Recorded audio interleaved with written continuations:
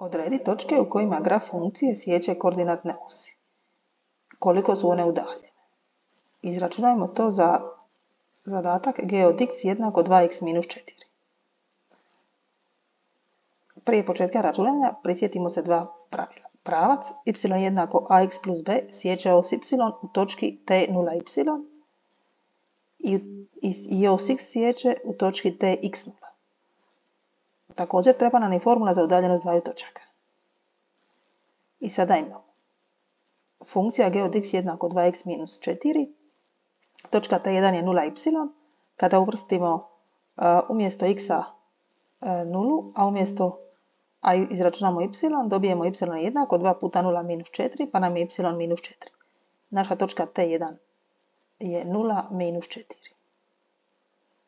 Točka t2 x zarez 0, znači umjesto y uvrstimo 0, x nam ostaje, 0 jednako 2x minus 4, nepoznanice na jednu stranu, poznate na drugu, cijeli izraz podijelimo sa 2, 4 dijeljeno 2 je 2.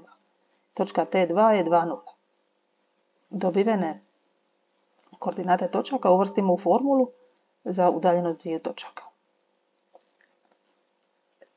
Formula je x2 minus x1 plus y2 minus y1.